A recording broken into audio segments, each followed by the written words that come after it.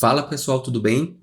A nossa aula de hoje é sobre o campo de aplicação da contabilidade aplicada ao setor público, tá? Então a gente vai basicamente resolver algumas questões que já foram aplicadas no exame do CFC sobre o assunto, explicando aqui, dando uma contextualização teórica e focando nos pontos que eu acredito que tenha muita chance de vir nessa prova também, tá?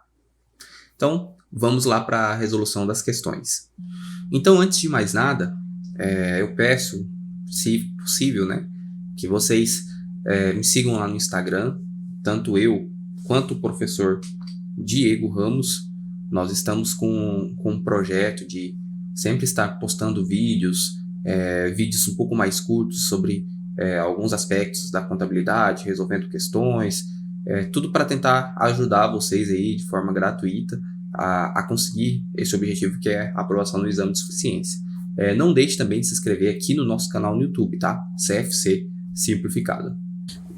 Então vamos lá para a nossa primeira questão. Lá diz o seguinte: os princípios orçamentários visam estabelecer diretrizes norteadoras básicas a fim de conferir racionalidade, eficiência e transparência para os processos de elaboração, execução e controle do orçamento público, válidos para os poderes executivo, legislativo e judiciário de todos os entes federativos, União, Estados, Distrito Federal e municípios. São estabelecidos e disciplinados por normas constitucionais, infraconstitucionais e pela doutrina. Considerando o seguinte enunciado, cabe ao poder público fazer ou deixar de fazer somente aquilo que a lei expressamente autorizar.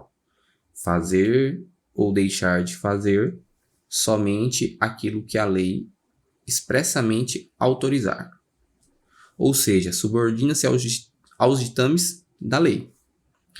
Para o cumprimento desse princípio, o Poder Executivo deverá estabelecer o Plano Plurianual, que é o PPA, as diretrizes orçamentárias, né, que é a LDO, Lei de Diretrizes Orçamentárias, e os orçamentos anuais, que é basicamente a LOA, tá? O enunciado refere-se ao princípio. Então, esse enunciado se refere a qual princípio? Legalidade, tá, pessoal? Aqui tá bem tranquilo, nem precisa conhecer tão profundamente assim os princípios. Essa questão veio bem fácil mesmo. Mas vamos dar uma analisada aqui nos outros, tá? Unidade, também aí conhecido como totalidade, diz basicamente o seguinte, ó, o orçamento deve ser uno, tá? Ou seja, no orçamento deve conter todas as receitas e todas as despesas do ente federativo, tá bom? Então, unidade, o orçamento é único, é uma única peça que exprime ali o orçamento público em sua totalidade, tá? Então, seria basicamente essa acepção aí do princípio da unidade. Exclusividade. O da exclusividade diz que basicamente que a LOA, que é a Lei Orçamentária Anual, ela não poderá conter dispositivo estranho. Não poderá conter dispositivo estranho a previsão de receita e fixação de despesa, tá bom? A LOA não poderá consignar, não poderá ter nada além disso, tá? Porém, tem uma exceção.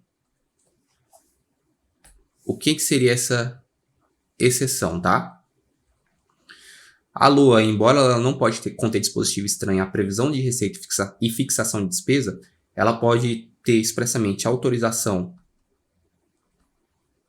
para a abertura de crédito adicional suplementar, tá? Crédito, ela pode conter autorização para a abertura de crédito adicional suplementar e também autorização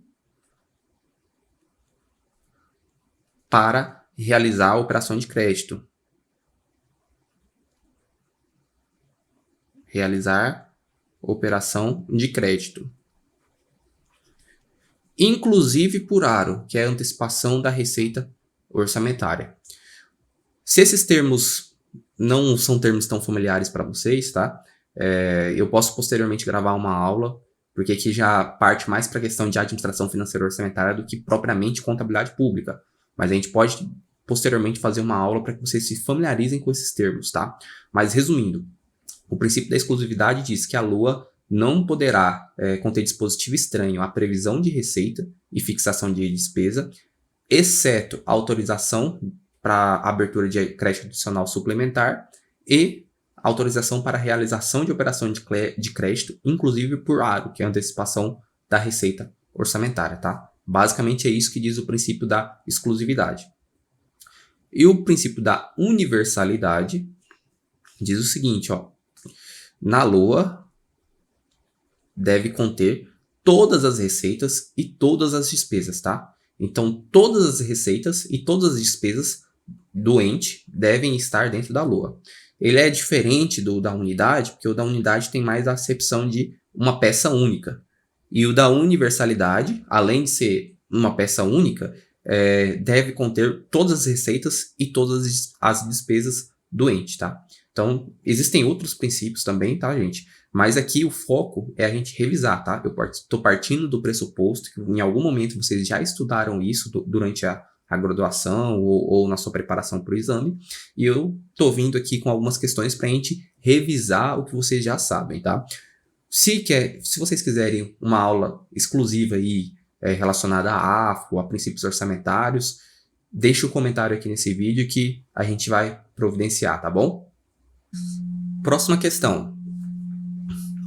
Paulo, professor de contabilidade pública, alertou aos seus alunos para estudarem a Lei 4.320 de 64. Beleza? A Lei Complementar 101 de 2020, que é a LRF, e as normas brasileiras de contabilidade aplicadas ao setor público, principalmente em relação à classificação das receitas públicas, suas origens e detalhamento das categorias econômicas, com vistas a identificar a procedência das receitas no momento em que ingressam nos cofres públicos, informando ainda que as receitas públicas orçamentárias são disponibilidade de recursos financeiros que ingressam durante o exercício e que aumentam o saldo financeiro da instituição. E a Lei 4.320 de 64 classifica as receitas orçamentárias por categoria econômica em receitas correntes e receitas de capital. Considerando o exposto, assinale a alternativa que representa uma origem de receita de capital. Gente, ó, para exemplificar, eu trouxe aqui uma classificação lá do Manual de Contabilidade aplicado ao setor público, que é elaborado pela STN, tá? Então, a receita, quanto à natureza, ela possui essa seguinte classificação, tá? Ela tem esses níveis, essa quantidade de dígitos, então ela tem o primeiro, o segundo, o terceiro, do quarto ao sétimo e oitavo. Cada dígito dessa conta contábil, dessa classificação, né, que não é contábil, é uma classificação orçamentária, né? Cada dígito significa alguma coisa. Por exemplo, no primeiro dígito, dependendo da numeração, a gente já vai saber se é uma receita corrente ou uma receita de capital, tá? Receita corrente é aquela que tem a possibilidade de aumentar o patrimônio público, desde que não seja aportes de capital do controlador, né? Por exemplo, aqui entraria como as receitas correntes, se a gente for fazer um paralelo com a contabilidade comercial, né? Seria as nossas receitas, vamos dizer assim, né? Seria aquelas que têm o poder de impactar o PL. Lembrando que sobre a acepção do orçamento, tá? O que entra de dinheiro é receita, é diferente da lógica contábil. Então, aqui a gente vai corrigir a questão, dar uma contextualização geral para facilitar vocês a revisarem esse conteúdo, mas a gente está partindo do pressuposto que vocês já estudaram isso em algum momento do curso, da graduação. Então, ó, categoria econômica, aqui pode ser corrente ou capital. Corrente é aquela que tem a possibilidade, ela vai impactar o PL da instituição, resumindo, ela seria, vamos dizer ali, uma receita sobre a acepção da contabilidade privada, contabilidade geral, né? E a de capital é aquela que não representa um acréscimo no PL, que seria aquela receita que é um ingresso de recurso que não afeta o PL, tá? Por exemplo, a gente vai ter aqui como receita corrente, um exemplo de receita corrente, as receitas tributárias. Entra dinheiro ali pro governo, né? é uma variação patrimonial aumentativa, que no aspecto da contabilidade pública, o que seria a receita na contabilidade privada, a gente chama de variação patrimonial aumentativa, beleza? E na categoria econômica de capital, a gente poderia colocar, por exemplo, uma operação de crédito. Ah, professor, operação de crédito não é receita. Tá, sob a acepção da contabilidade, não é receita. Mas aqui, tratando de aspecto orçamentário, tá bom? Tratando de aspecto orçamentário, entrou dinheiro, é uma receita, tá? Ela não impacta o PL, porque ela não vai no resultado, ela não gera uma variação patrimonial diminutiva, e por isso que é uma receita de capital. A origem é um nível de detalhamento mais específico, que vai evidenciar qual é o tipo, vamos dizer assim, dessa receita, né? Que pode ser receita de operação de crédito, no caso da de capital, pode ser uma receita tributária, uma receita de serviços, no caso da receita corrente, tá?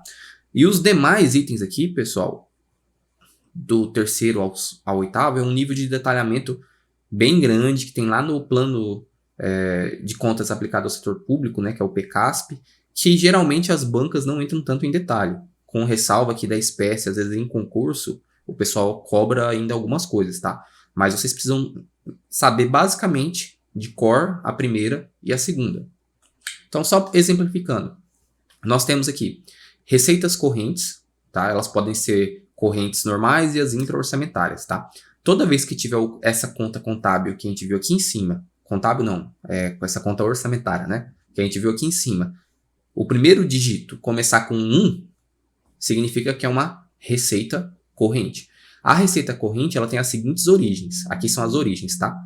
Impostos, taxas e contribuições. Então, toda vez que esse dígito aqui da origem, ó, for o número 1, significa que é uma receita de impostos, taxas e contribuições. Beleza?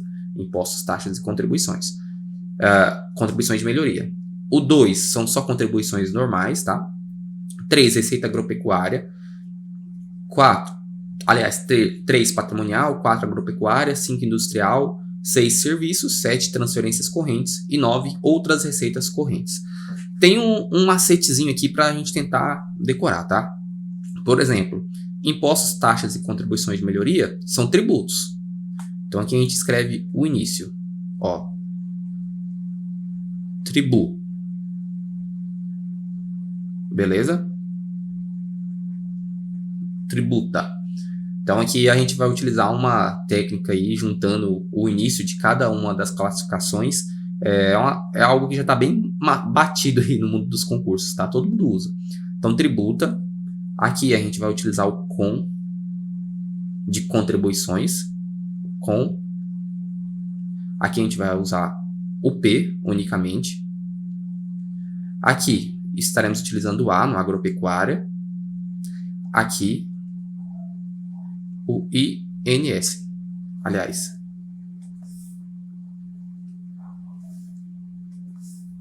o I e o N, tá? E aqui o S.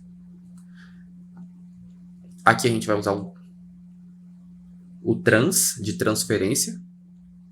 E aqui a gente vai usar o OU de outras receitas correntes. Então, lendo tudo junto, fica tributa com pais transou, tá?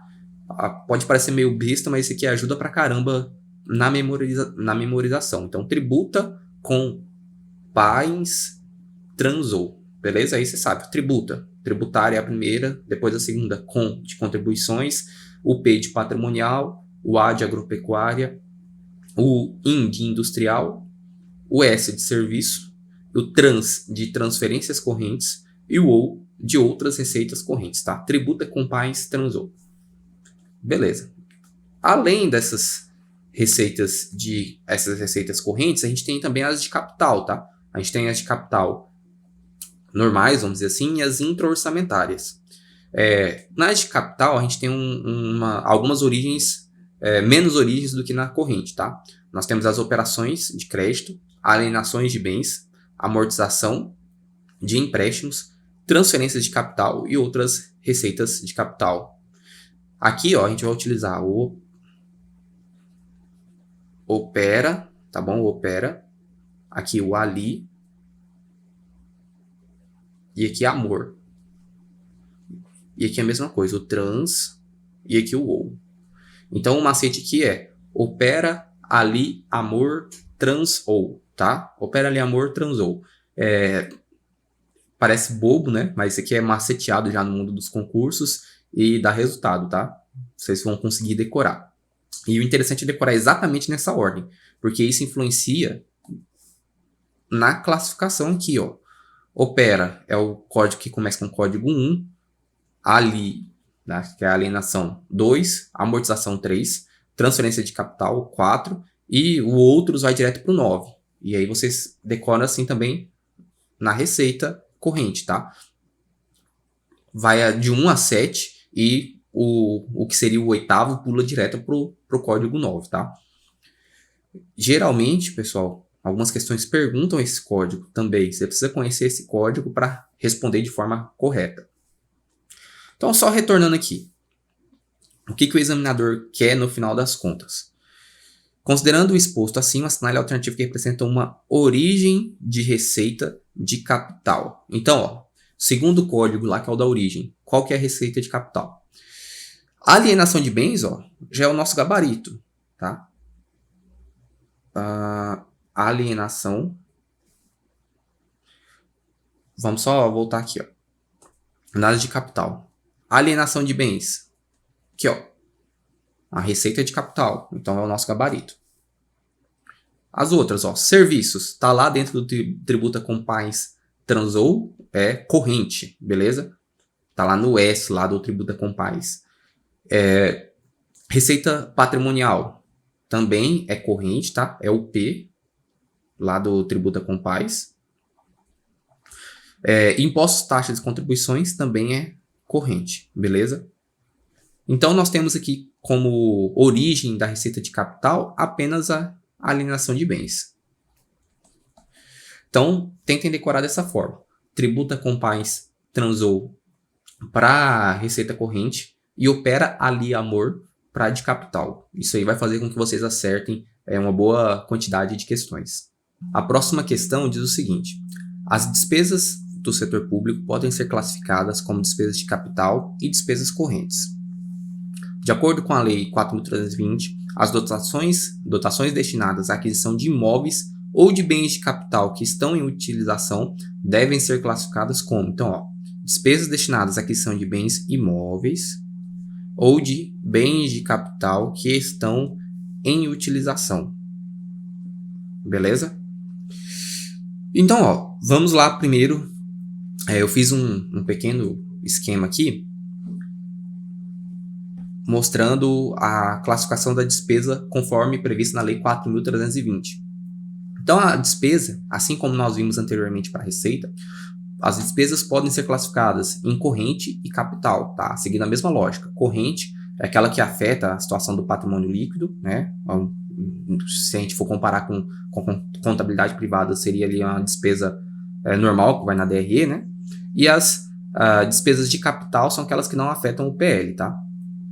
Por exemplo, aqui a gente está falando de questão orçamentária. Então, tudo que saiu de recurso é considerado despesa. E uma despesa de capital seria a aquisição de um bem do ativo mobilizado, por exemplo. Mas, seguindo aqui, lá a Lei 4.320 divide a corrente em custeio e transferências correntes. Custeios são dotações para manutenção de serviços anteriormente criados, inclusive as destinadas a atender a obras de conservação e adaptação de bens imóveis. São as despesas de custeio ali no geral, tá? Aqui entraria, por exemplo, o salário dos servidores, entraria os gastos com manutenção, por exemplo, de um hospital, tá?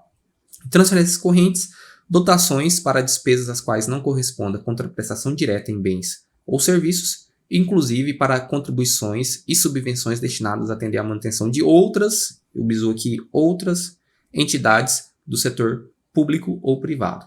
Então, é basicamente a transferência de recursos de um ente público para um ente público ou para um ente privado para realizar aí alguma atividade. A realização de fato final desse gasto não seria por parte de quem está transferindo o recurso, e sim pelo seu recebedor. E nós temos também as despesas de capital, que se dividem em investimento, inversões financeiras e transferências de capital. Transferências de capital segue a mesma lógica que vimos para transferências correntes, tá? São destinação de recursos para um terceiro realizar, só que a diferença aqui é que são recursos relacionados a investimentos ou inversões financeiras, que são os itens anteriores. E vamos lá, investimentos. Investimentos entre as dotações para o planejamento e a execução de obras, inclusive as destinadas à aquisição de imóveis considerados necessários à realização dessas últimas. Então, ó, a aquisição de imóvel é inversão financeira, que é o aqui embaixo.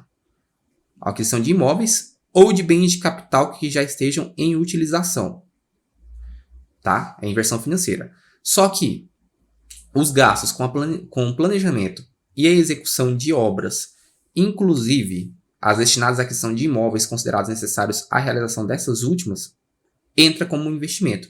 Então, a aquisição de imóvel necessário para a realização de uma execução de uma obra é corrente, tá? Então, nós temos aqui o mesmo tipo de bem, aliás, é investimento, tá? Então, nós temos o mesmo tipo de bem que, em um contexto, quando ele é adquirido para auxiliar na execução de uma obra, é investimento, e um bem, quando ele é adquirido, mas não tem por esse objetivo auxiliar na execução de uma obra, é inversão financeira, tá bom? Compreendendo a diferença de um para o outro aí. O que mais entra em investimento? Programas especiais de trabalho, aquisições de instalações, equipamentos e material permanente, entra como investimento. Aqui seriam os itens do nosso ativo imobilizado na contabilidade, tá? A grande parte deles, dependendo da finalidade, obviamente, que aqui a gente não tem que ver só a natureza do item, mas a finalidade. Constituição ou aumento do capital de empresas que não sejam de caráter comercial. Então, constituir ou aumentar o capital de uma empresa, desde que essa empresa não tenha caráter comercial ou financeiro, é investimento. Inversão financeira, nós vimos aqui já a aquisição de imóveis ou de bens de capital já em utilização, a inversão financeira. A aquisição de títulos representativos do capital de empresas ou entidades de qualquer espécie, já constituídas, quando a operação não importe aumento de capital. Então, a aquisição de títulos de empresas, desde que não importe aumento de capital, é inversão financeira. E constituição ou aumento do capital de entidades ou empresas que visem a objetivos comerciais ou financeiros. Então, ó, a diferença aqui do investimento, desse item do investimento para esse item de inversões financeiras, tá? Porque em investimento entra a constituição ou aumento de capital de empresas que não têm um caráter comercial ou financeiro. Já em inversão financeira, entra aquelas que têm caráter comercial ou financeiro, tá bom? Então, com base nisso aqui, ó, a gente já consegue responder. Aquisição de imóvel ou de bens de capital que estão em utilização. É classificado como? É esse exemplo aqui, ó. A aquisição de imóveis ou de bens de capital já em utilização. Inversão financeira. Então, nós já temos nossa resposta, ó. Inversão financeira nós vimos que é uma despesa de capital, beleza? Então, ó, gabarito, letra C, despesa de capital, inversões financeiras, beleza? Poderia ser investimento se fosse aquisição de um imóvel necessário para execução de uma obra, tá? Mas nesse caso aqui é inversão financeira, beleza? Próxima questão. O Conselho Federal de Contabilidade edita normas destinadas não apenas ao setor privado, mas também ao setor público e ao terceiro setor, para regulamentar os registros de receitas e despesas no setor público, bem como a elaboração das demonstrações contábeis aplicadas ao setor público, foram elaboradas as NBC-TSP, em consonância com as normas internacionais. Com base na norma brasileira de contabilidade aplicada ao setor público, estrutura conceitual, assinale a afirmativa correta. Então, letra A. As normas brasileiras de contabilidade pública não se aplicam a empresas estatais dependentes. Pessoal, aqui tá errado, tá? Se aplicam sim. Tá? As normas brasileiras de contabilidade se aplicam às empresas estatais dependentes. Nós vimos, né? Se você quiser tirar a dúvida sobre esse assunto, nós temos um vídeo já sobre o campo de aplicação da CASP. Mas nós já vimos que as empresas estatais, elas devem seguir a Lei 6.404 de 76, porque elas são do setor privado, tá? Devem adotar a contabilidade comercial, né? A contabilidade convencional aí. Porém, existem dois tipos de empresas públicas. Nós temos dois tipos de empresas estatais. Nós temos as estatais dependentes e as estatais independentes, tá? As dependentes, como elas estão lá no orçamento fiscal e seguridade social, e elas recebem recursos do seu ente controlador para custeio, para gastos ali no geral, despesas com pessoal, despesas de capital, exceto os aportes de capital, né? Como essas empresas recebem esses recursos, elas estão dentro do escopo ali do orçamento fiscal e seguridade social e elas devem adotar a contabilidade aplicada ao setor público, tanto o previsto no MCASP, que é o Manual de Contabilidade Aplicada ao Setor Público, quanto as normas brasileiras de contabilidade do CFC, tá? E as estatais independentes, elas não são obrigadas a adotar a contabilidade pública, elas possuem a faculdade. Então, ambas precisam adotar a contabilidade comercial, pois são empresas, só que as estatais dependentes adotam também, são obrigadas também a adotar a contabilidade pública, e as independentes possuem apenas a faculdade. Então, esse primeiro item está errado. Letra B. A obrigação que pode ser liquidada ou extinta sem a saída de recursos da entidade não é um passivo. Pessoal, tá certo, tá? O que fundamenta um passivo, tá? É uma obrigação presente da entidade, resultado de evento passado e que espera que tenha saída de recursos. Se não tem saída de recurso para extinguir a obrigação, não pode ser considerado um passivo, tá? Então, gabarito, letra B. Vamos ler as demais, tá? Letra C. Para usufruir plenamente do potencial de serviços ou da capacidade de gerar benefícios econômicos de um recurso, a entidade deve ter propriedade legal deste recurso. Ó, não deve, tá? Segundo o princípio lá da prevalência da essência sobre a forma, a essência sobrepõe a forma jurídica. Então, mesmo que eu não tenha a propriedade legal, eu posso ter o usufruto ali dos direitos, dos benefícios econômicos que aquele bem me traz, mesmo eu não tendo a posse legal. Então, descarta aqui esse item também. E a letra D, a contabilidade aplicada ao setor público adota no Brasil um regime misto para o registro das variações patrimoniais, de caixa para... Não, tudo errado. A contabilidade, pessoal, pública, ela segue o mesmo padrão da contabilidade privada com algumas peculiaridades.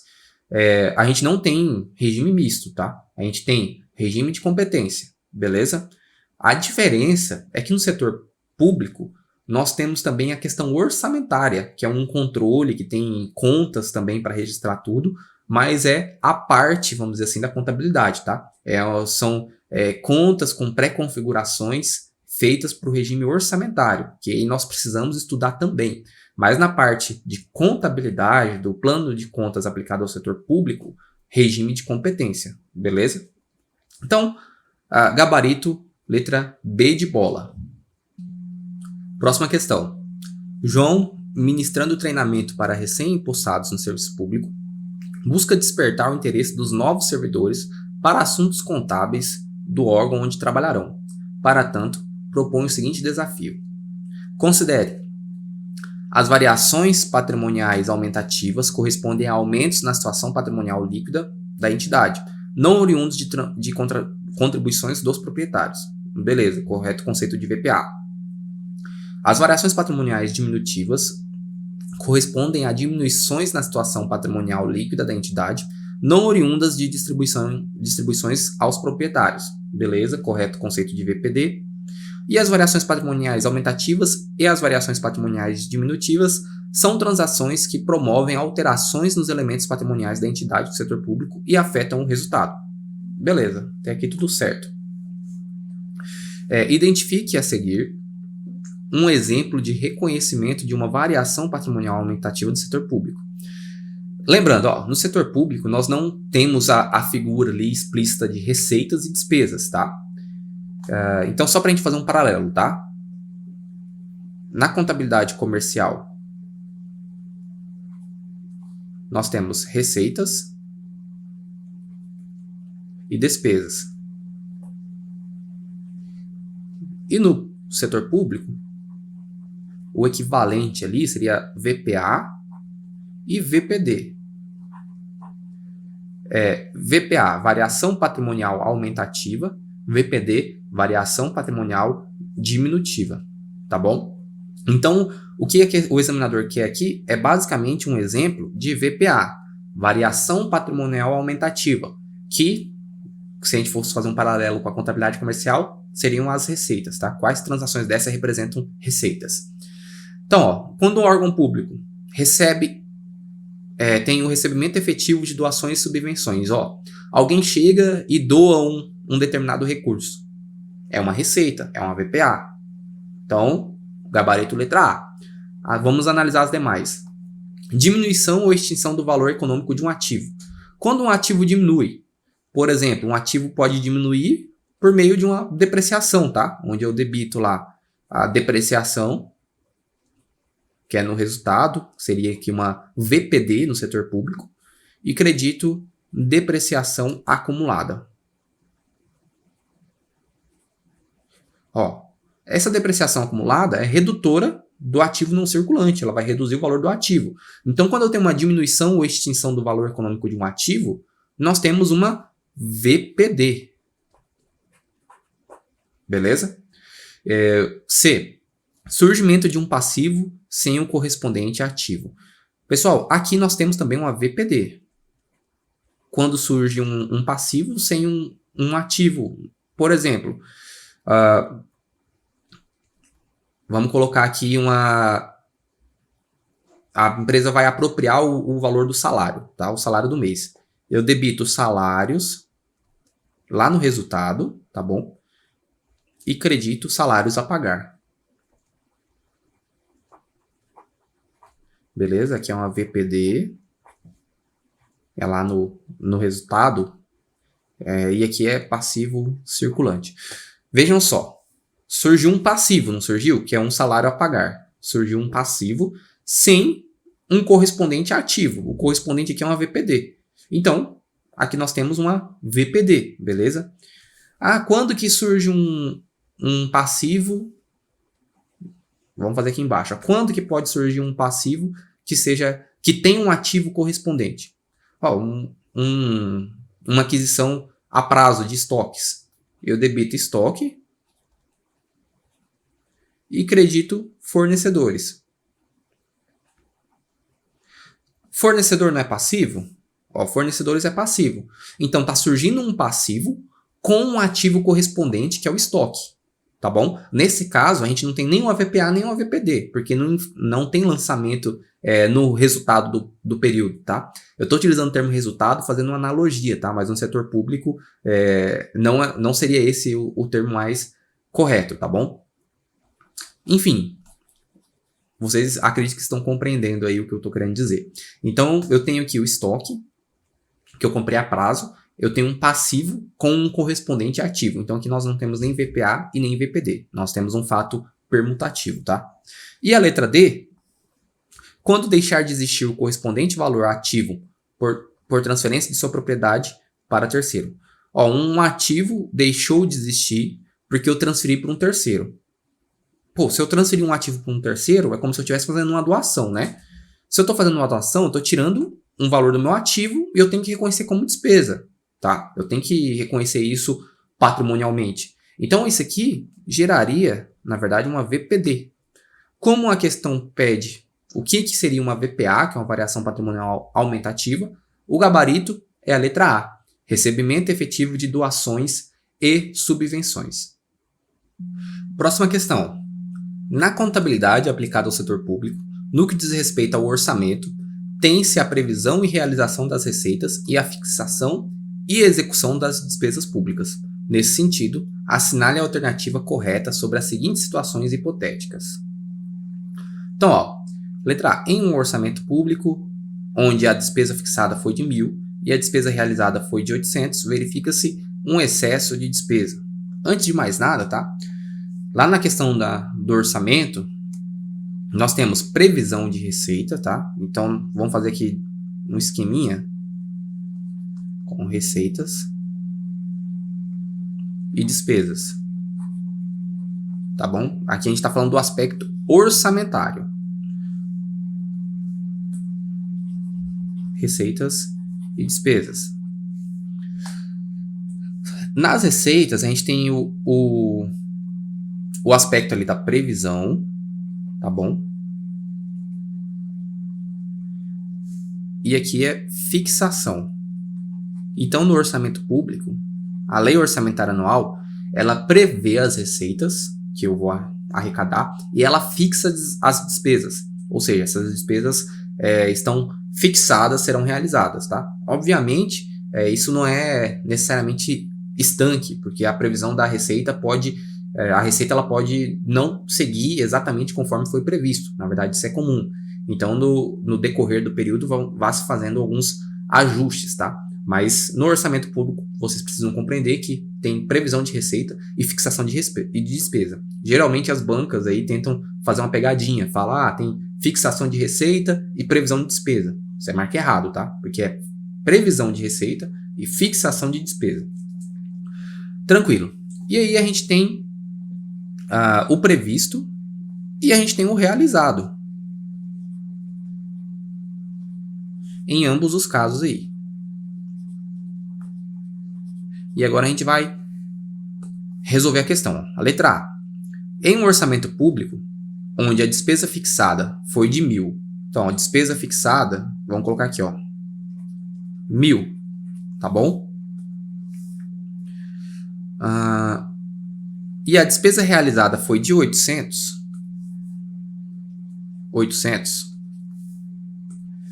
Verificou-se um excesso de despesa. E a gente vai ver, ó, será que é um excesso de despesa? Pessoal, eu fixei 1.000. Eu realizei despesa de 800. Esses 200 aqui não é um excesso de despesa, tá? É uma economia de despesa. A mesma coisa, imagine que no seu orçamento familiar, você fixou que gastaria 1.000. Só que ao final do mês, você constatou que realizou, de fato, você gastou 800. Então, você tem uma economia de despesa de 200. Então, como a questão afirma que teve um excesso de despesa, tá errada, tá bom? Não foi excesso de despesa. Letra B. Em um orçamento público, onde a receita realizada foi de 900, vamos colocar aqui, ó, receita realizada. Receita realizada, 900. Receita realizada 900 e a receita prevista foi de 1.000. Então, a previsão aqui, ó, foi de 1.000. Pode-se dizer que foi verificada uma insuficiência de arrecadação. Ó, olha a diferença, 100. Eu previ que ia arrecadar 1.000. E eu arrecadei, na verdade, 900. Então, eu arrecadei menos do que eu previ. Então, eu tenho uma insuficiência de arrecadação.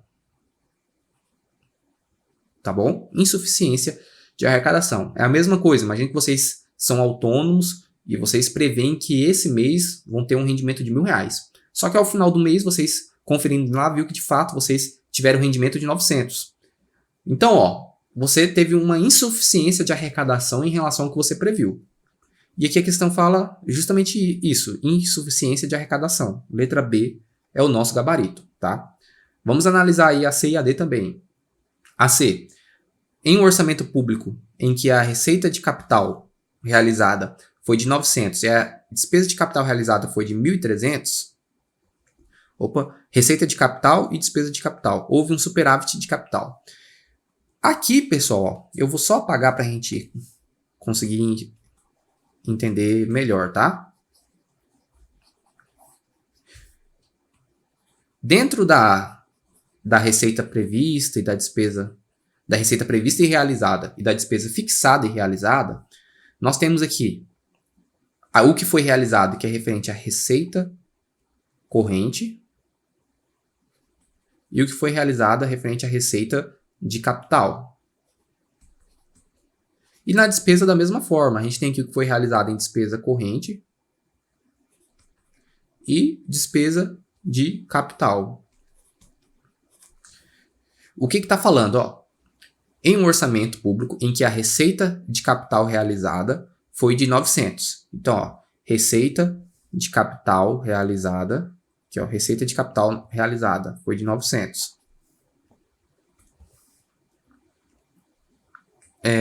E a despesa de capital realizada foi de 1.300. Então, despesa de capital realizada, 1.300. Houve um superávit de capital. Pessoal, superávit é quando o saldo das receitas supera o saldo das despesas, tá bom? Então, a receita realizada superou a despesa realizada, beleza? O que está acontecendo aqui, ó? A minha receita deu 900 e a minha despesa 1.300. Na verdade, então aqui eu não tenho um superávit, eu tenho um déficit. Um déficit de capital. E de quanto é esse déficit? 900 menos 1.300, 400. É mais ou menos a mesma coisa que no seu orçamento também, ó. Eu tenho uma receita que eu tive no período de 900 e a minha fatura do cartão deu 1.300. Eu não tenho um superávit, eu não tenho um saldo positivo. Eu tenho um saldo negativo, que é um déficit. Então, por isso que esse item está errado também, tá? Não houve superávit. E na letra D, em um orçamento público em que a despesa realizada foi de 1.200 e a receita arrecadada foi de 1.000, ou seja, vamos só colocar aqui, ó. Vamos só apagar.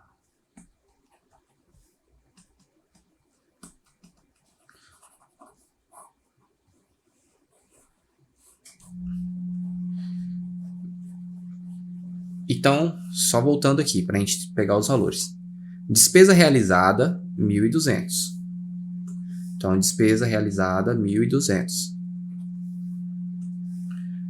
E a receita arrecadada foi de 1.000. Receita arrecadada, que é o realizado, 1.000.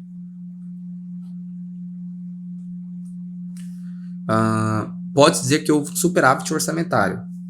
Pessoal, aqui mesma coisa, nós não temos superávit, porque eu arrecadei 1.000 e eu gastei 1.200. Então aqui nós temos um déficit de 200. Então essa questão também está errada. Próxima questão. O plano de contas aplicado ao setor público, PCASP, que deve ser adotado por todos os entes da federação, constitui um instrumento para a consolidação das contas nacionais, bem como para a adoção das normas internacionais de contabilidade. Em relação aos aspectos relacionados ao PCASP, assinale a afirmativa correta. Então, vamos lá, letra A. Os lançamentos de natureza de controle são debitadas, nos lançamentos de contas de controle, são debitadas e creditadas contas das classes 7 e 8. Então, a gente precisa compreender que o plano de contas aplicado ao setor público é dividido em classes, tá? Quais são essas classes? Nós temos 1 a 8, beleza? Então, nós temos ativo e passivo. Lembrando que ativo começa com 1, passivo começa com 2. E lá dentro do passivo nós temos o PL, tá? Então, é 1 ativo, 2 passivo e PL, tá bom? E esse número é a numeração do início da conta. Então, se a conta começar com o código 1, significa que é ativo. Se começar com o código 2, significa que é passivo ou PL. Nós temos ainda as VPDs e as VPAs, tá? VPD começa com o código 3 e VPA com o código 4, beleza? Nós temos a parte de controle orçamentário, que são os códigos 5 e 6. O 5 é controle da aprovação do orçamento e o 6 controles da execução do orçamento. E nós temos o 7 e o 8, que são ali a parte da natureza da informação de controle, que são os controles devedores e controles credores. Isso aqui, pessoal, é a natureza da informação, tá? Então, nas classes 1 a 4, nós temos a informação patrimonial, tá bom? Que é o que se alinha aí, é bem parecido, com algumas peculiaridades, mas no geral é bem parecido com a contabilidade geral que nós já estudamos, beleza? Nós temos a classe orçamentária, que são os códigos 5 e 6, e nós temos a natureza da informação de controle, que são os códigos 7 e 8, tá? E aqui nós temos um detalhamento, que eu tirei lá do MCASP, do código, do nível das contas, né? E do que representa cada um desses níveis. Então, ó, a conta ela possui essa máscara aqui, essa estrutura. Vai ter um dígito, ponto outro, ponto outro, ponto outro, ponto outro, ponto outro. Depois tem 2 dígitos juntos, depois um ponto e depois mais 2 dígitos. Essa é a estrutura completa, tá? Primeiro item é a classe, tá bom? Que nós vimos aqui que vai do 1 a 8. Depois nós temos o segundo item, que é o grupo. beleza? Aqui entra um nível de detalhamento maior, por exemplo, lá na classe 1 ativo, no grupo a gente vai ter ativo circulante, não circulante, né? Mas o principal que vocês precisam decorar de fato é esse primeiro quadro, tá bom? Do PCASP, decorando as classes e a natureza da informação de cada classe. Então, se vier uma questão falando, ó, classe 5, você já tem que ter na cabeça, é orçamentária. Classe 8, é parte do controle. Classe 1, patrimonial, tá? Então, você tem que ter isso na sua cabeça. E também, saber os nomes, né? Tipo, classe 1 ativo, 2 passivo IPL, 3 VPD, 4 VPA, 5 controle da execução do orçamento, 6 controle, 5 controle da aprovação, 6 controle da execução, 7 controle de devedores, 8 controle de credores, tá? Tem que ter essa noção. E com isso a gente consegue responder já a questão, tá? Nos lançamentos de natureza de controle, são debitados e creditados contas da classe 7 e 8. Ó. Controle 7 e 8, realmente. Letra A, o gabarito. Vamos aí às demais, tá? Para lançamentos da classe 1, ativo, utilizar-se-á uma conta de classe 5, a crédito, e uma conta de classe 6. Não, pessoal, para lançar um ativo, eu tenho que utilizar a classe do ativo. Classe 5 e classe 6 é orçamentária, tá? C. De acordo com a estrutura do código da conta contábil, na conta, nós temos essa conta aqui, ativo circulante, o primeiro dígito, ou seja, o primeiro nível, se refere ao título. Não, tá? O primeiro é a classe. Beleza? Qual que é o título? O título é o quarto, ó. O quarto nível é o título. O quinto nível é o subtítulo, tá? Então, quarto nível é o título. Então, nós temos lá classe, grupo, subgrupo, título, subtítulo, item e subitem, beleza? Tenta decorar assim, ó. Primeiro classe, aí grupo. O que eu tenho depois de grupo? Subgrupo. Aí depois título. O que eu tenho depois de título? Subtítulo, tá? Item, o que eu tenho depois do item? Subitem, beleza? Não é tão difícil assim de decorar. E na letra D, fala que na conta de estoques, né? Cita aqui a numeração da conta. Consolidação. O quarto nível é o mecanismo para a segregação dos valores das transações que serão incluídas ou excluídas na consolidação. Gente, para a questão de consolidação, o que é utilizado é esse quinto nível, que é o subtítulo. Isso aqui tem a ver com a consolidação das contas nacionais, tá? É feito um balanço nacional, vamos dizer assim, em que, resumidamente, né, de forma bem abstrata, pega-se as demonstrações contábeis de todos os entes da federação e aí bota ali num bolo em uma demonstração contábil unificada, tá? De forma bem abstrata seria isso. E o que é utilizado é o quinto nível, que é o subtítulo, que é utilizado para essa questão de consolidação. Então, nós temos o código 1, que compreende os saldos que não serão excluídos. 2, compreende os saldos que serão excluídos nos demonstrativos consolidados do Orçamento Fiscal e Seguridade Social. 3, compreende os saldos que serão excluídos nos demonstrativos consolidados do Orçamento Fiscal e Seguridade Social da União. 4, a mesma coisa do 3, né, só que para os estados. E 5, a mesma coisa dos de cima, só que para os municípios. Então, ó, não é o quarto nível, e sim o quinto nível da conta, que é utilizado para essa finalidade. E para a gente fechar, nossa última questão diz o seguinte: determinada instituição do setor público contratou uma empresa para desenvolver um software para sua gestão orçamentária e patrimonial. Após 3 meses de prestação de serviço, a empresa contratada desenvolveu o software. Diante desse contexto, considerando o disposto na NBCT-SP 08 e no Manual de Contabilidade aplicado ao setor público, assinale a alternativa que demonstra a contabilização da transferência da conta softwares em desenvolvimento para softwares, considerando a conclusão desse desenvolvimento. Então, qual seria o correto lançamento contábil? Antes de mais nada, aqui a gente está falando de intangível, né? Lançamento de natureza patrimonial. Então, tudo que está escrito, que não está escrito patrimonial, a gente já descarta. Ó. Isso aqui a gente já descarta. Então, aqui não é lançamento nem de natureza de controle, nem de natureza orçamentária, tá? Beleza. O que sobrou? Letra A e letra B. Eu quero, o que ele está falando? Ó, transferir, vamos só grifar aqui, ó, transferência da conta software em desenvolvimento para software. Ambas as contas são no ativo, tá? Então, qual que seria o lançamento contábil? Eu vou debitar software e eu vou tirar esse saldo da conta software em desenvolvimento, tá? Eu vou tirar esse saldo de lá. Qual o lançamento que nós temos aqui que poderia ser, ó? Na letra A, eu debito software, beleza? Eu estou dando entrada nesse ativo intangível e credito software em desenvolvimento. Eu estou dando a baixa. E é um lançamento de natureza patrimonial. Gabarito letra A. A letra B não pode ser, porque está falando, eu debito software em desenvolvimento? Não, tá? Eu não debito software em desenvolvimento. Por quê? Eu estou tirando o saldo da conta software em desenvolvimento e estou jogando para a conta software, beleza? Então não pode ser a letra B de bola. O gabarito, então, fica a letra A. Então, pessoal, fechamos mais essa aula. Se você gostou, curta aí o nosso vídeo, se inscreva no nosso canal do YouTube e continue acompanhando a nossa revisão de reta final, pois nós ainda temos mais uma aula que será postada amanhã. Valeu e até mais!